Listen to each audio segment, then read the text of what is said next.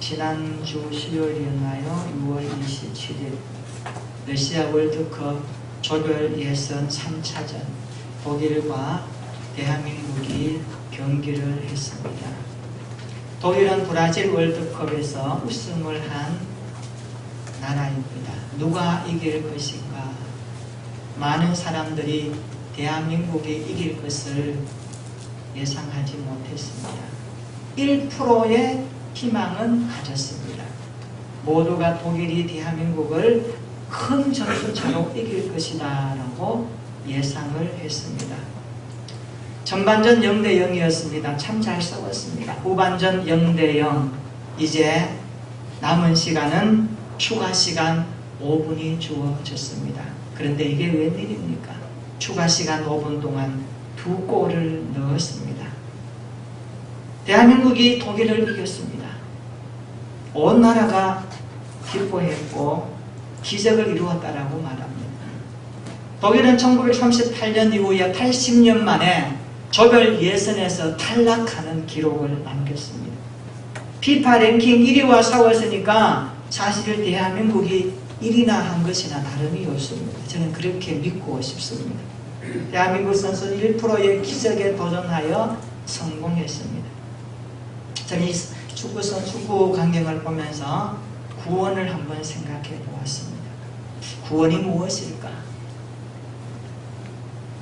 사람들이 1%의 기적을 이루었을 때 구원이라고 말할지 모르지만 성경이 말하는 구원은 그렇지 않습니다. 성경이 말하는 구원은 0%를 100%로 만드는 것이 구원입니다. 죄로 인하여 우리가 죽을 수밖에 없고 절망과 사망과 심판의 자리에 있을 그때에 얻은 구원은 예수님이 우리가 할 수 없는 절대 절망의 상황을 절대 희망, 절대 소망으로 바꾸어 주신 십자가 구속의 100% 사건을 믿고 받아들이고 고백하는 것이 구원인 줄로 믿습니다. 그래서 우리 모두는 예수님의 십자가 위에서 이루신 구원의 은혜를 고백하고 찬양해야 될 줄로 믿습니다. 내가 할 수 있는 것은 0%, 주님이 하신 일은 100%. 이것을 받고 믿고 고백하는 것이 구원입니다. 오늘 예배가 이 구원의 감격으로 주님을 예배할 수 있기를 축원합니다. 오늘 나를 구원하신 주님의 은혜를 되새겨보면서 하나님을 예배할 수 있기를 축원합니다.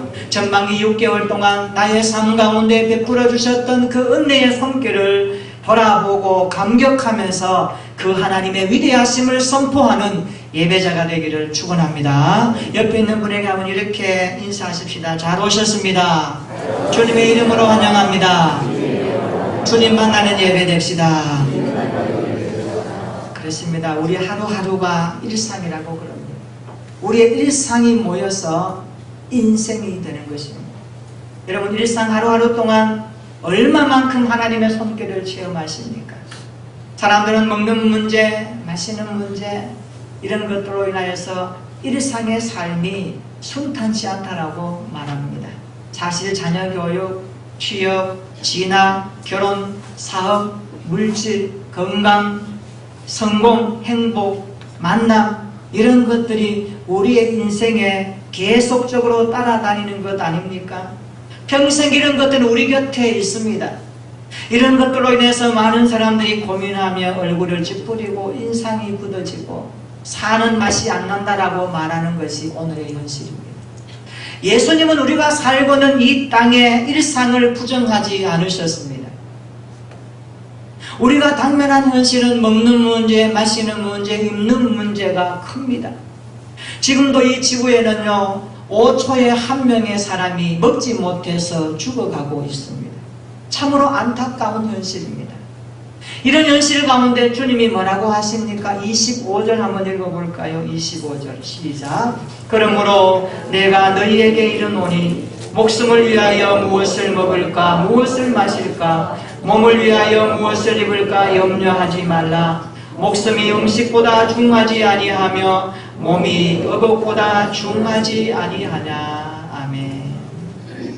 예수는 많은 사람들이 먹고 마시고 입는 것 때문에 염려하고 있음을 아셨습니다. 그래서 하시는 말씀입니다. 너희는 염려하지 말라. 따라서 합시다. 너희는 염려하지 말라. 너희가 누구일까요? 여기서 말한 너희가 누구일까요? 마태복음 5장, 6장, 7장을 가리켜서 산상수훈이라고 말씀합니다. 예수님의 설교를 산 위에서 가르친 것이라는 말씀에서 산상수훈이라고 그렇게 부릅니다. 여기에는 팔복이 나오고요, 주기도문이 나오고요, 판금률이 나옵니다. 그래서 이 말씀이 너무너무 보배롭다고 해서 산상보훈이라고 이름을 붙이기도 합니다. 어느 신학자는 산상수훈은 천국의 대헌장이라고까지 말하기도 했습니다. 5장 1절에 보시면 예수님은 제자들에게 말씀하십니다. 예수님을 믿고 따르는 제자들에게 주신 말씀이라는 내용입니다. 너희는 염려하지 말라. 너희는 염려하지 말라. 염려가 있는 세상에 염려하지 말라라고 주님이 말씀하십니다. 오늘 짧은 본문이지만 염려라는 단어가 6번이나 반복되고 있습니다. 25절에 염려하지 말라, 27절에 염려함으로, 28절에 염려하느냐, 31절에 염려하여, 34절에 내일 일을 위하여 염려하지 말라, 내일 일은 내일이 염려할 것이요 라고 말씀합니다. 하나님께서 성경 전체를 통하여 염려하지 말라는 말씀을 찾아보니까 무려 550번이나 기록해 놓고 있습니다. 이 많은 말씀을 주시는 이유가 무엇일까요? 이 땅에 살고 있는 많은 사람들에게 염려는 인생의 유익함이 되지 못하기 때문에 염려하지 말라라고 하신 말씀인 줄로 믿습니다. 도대체 염려가 어떤 것이길래 염려하지 말라고 하실까요? 염려하다는 이 말을 성경 원어에서 보면 쪼갠다, 갈라낸다는 뜻을 함축하고 있습니다. 그래서 마음이란 말이 합쳐져서 된 단어가 염려하다라는 단어입니다. 그러니까 염려는 우리의 마음을 갈라놓고 우리의 마음을 쪼개어 놓는 인격을 분열시키는 주 원인이 되는 것입니다. 염려에 물리면 사람은 무기력해집니다. 그래서 심리학에서는 염려는 사람으로 인해서 서서히 죽음에 이르게 하는 상태라고까지 표현하기도 했습니다. 염려의 도가 깊어지면 사람은 자신의 건강을 해치고 수명을 단축시키게 될 뿐만 아니라 영혼의 기능이 마비된다라고 말씀하고 있습니다. 결국 영적인 무기력증에 빠져들게 된다라고 말씀합니다. 염려의 피해는 여기서 그치지 않습니다. 염려는 전염성이 강합니다. 여러분 사람을 만났을 때에 늘 걱정하고 염려하는 사람과 있다 보면 나도 모르게 어느 날 염려하고 있다는 것을 발견하게 됩니다. 그래서 염려는 전염성이 강한 것입니다. 염려는 우리 인체에도 전혀 백해무익합니다. 정신분석학자인 포돌스키가 쓴 염려를 중단하고 차라리 개선하라는 책에 보면 이런 내용이 나와 있습니다. 염려는 우리의 몸에 유익한 인자들을 죽이고 독성 인자들을 높여서 정신질환과 고혈압, 심장병, 위장병 등과 같은 모든 질병의 원인이 된다라고 그렇게 기록합니다.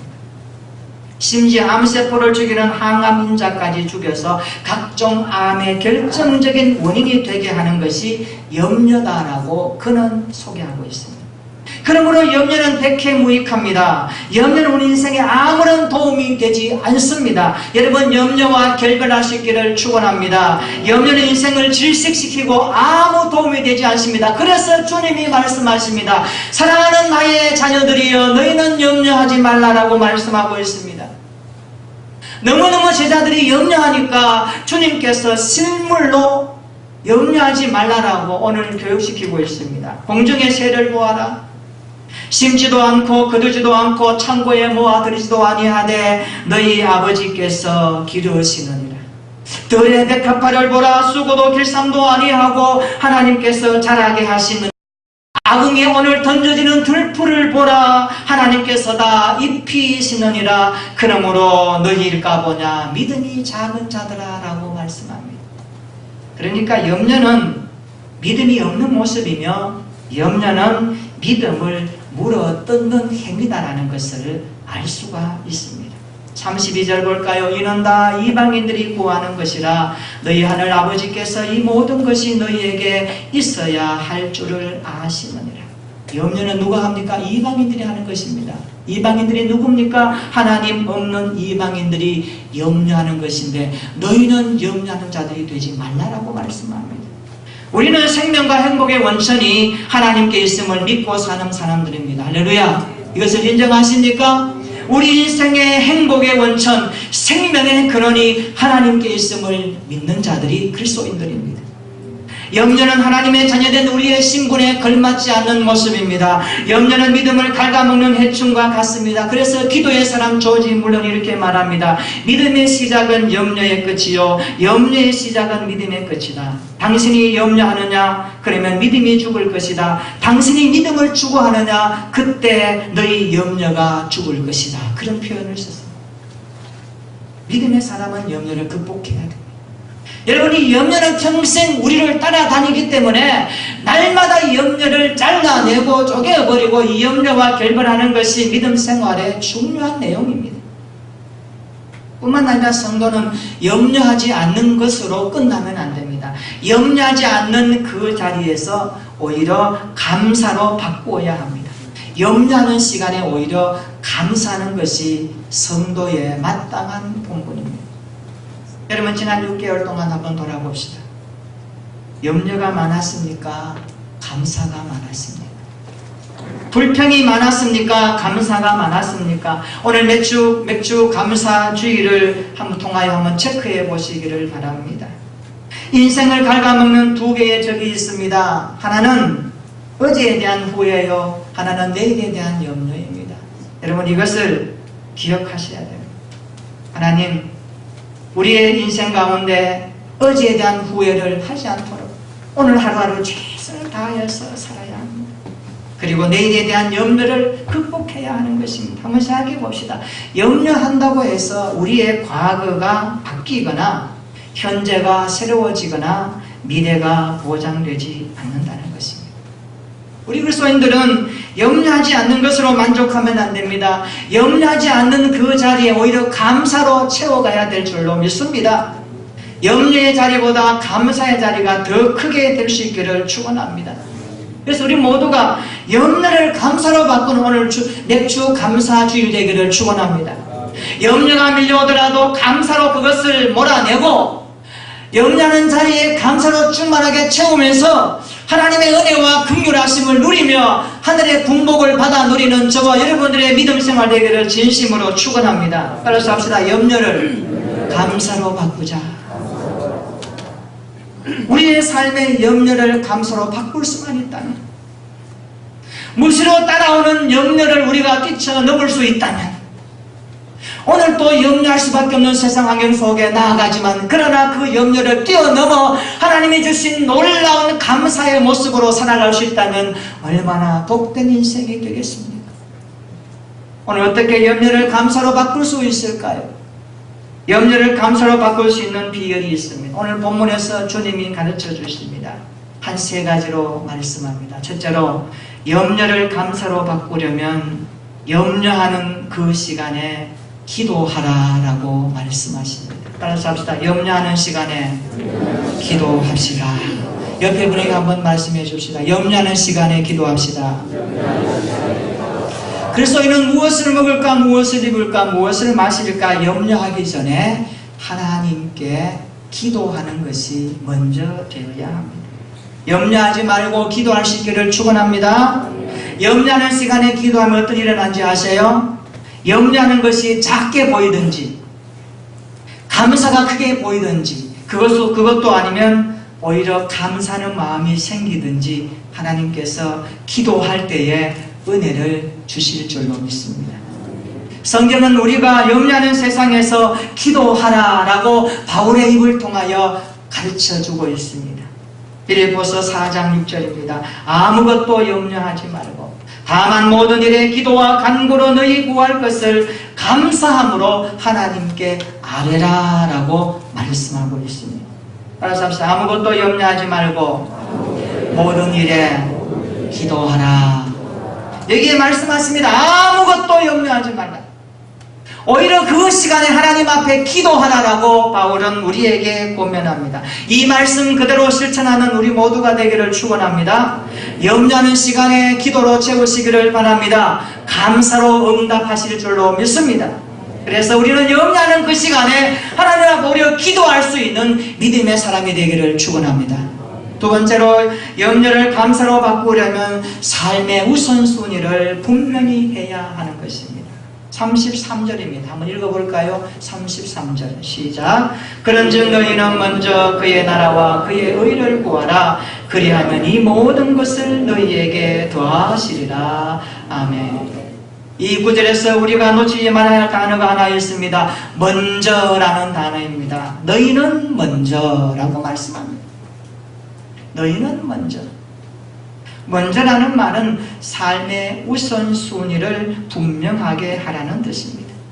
기도가 먼저인가? 염려가 먼저인가? 걱정이 먼저인가? 아니면 감사가 먼저인가? 그것을 체크하라는 말씀으로 너희는 먼저라는 단어를 주님께서 사용하십니다. 그리스도인들 가운데 보면 염려가 찾아왔을 때에 먼저 기도하는 사람이 있는가 하면 걱정 먼저 하는 사람이 있어요.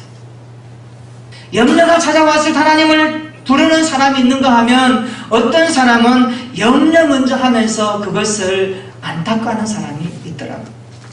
너희는 먼저 그의 나라와 그의 의를 구하라 라고 말씀합니다. 이 말씀은 염려하는 대신에 그리스도인이 먼저 구해야 할 내용을 보여주고 있습니다. 성도는 먼저 하나님의 나라와 그의 의를 구하는 삶이 우선되어야 할 줄로 믿습니다. 나의 심령에 이미 임하신 하나님의 나라, 그분의 통치를 받기 위하여 염려하는 그 시간에 염려하지 말고 오히려 우선순위를 하나님 앞에 두고 기도하면서 그 나라 가운데 거하는 하나님의 백성의 삶을 만끽하라는 주님의 말씀입니다. 그 나라 가운데 거하면 우리의 왕이신 하나님께서 우리의 삶을 책임지십니다. 그래서 성도는 염려하는 대신에 하나님의 통치와 그의 의를 먼저 구해야 된다라고 가르쳐주고 있습니다. 이런 모습이 우리의 모습이 되기를 진심으로 축원합니다. 세 번째로 염려를 감사로 바꾸기 위해서는 필요를 채우시는 하나님을 신뢰하라 말씀합니다. 여러분, 너무 없다고 염려하지 마십시오. 너무 부족하다고 걱정하지 마십시오. 하나님 우리에게 있어야 될 것을 아십니다. 그리고 채워주십니다. 32절 후반절 한번 볼까요? 이 모든 것이 너희에게 있어야 할 줄을 아시느니라. 누가 아셔요? 주님이 아십니다. 우리에게 있어야 할 모든 것, 이 모든 것이 무엇을 말할까? 여기서 말하는 이 모든 것은 생존에 필요한 모든 것을 말합니다. 하나님은 우리가 이 땅에 살아갈 때에 생존에 필요한 모든 것이 필요함을 아시는 분이십니다. 그리고 그 필요를 채워주시는 분이십니다. 그러므로 염려하지 마시기를 바랍니다. 날마다 필요를 채우시는 하나님을 신뢰할 수 있기를 축원합니다. 우리가 하나님 앞에 우리의 필요를 하나님이 아신다는 것을 신뢰할 때에 얼마나 감사가 일어납니까? 주님 아시지요.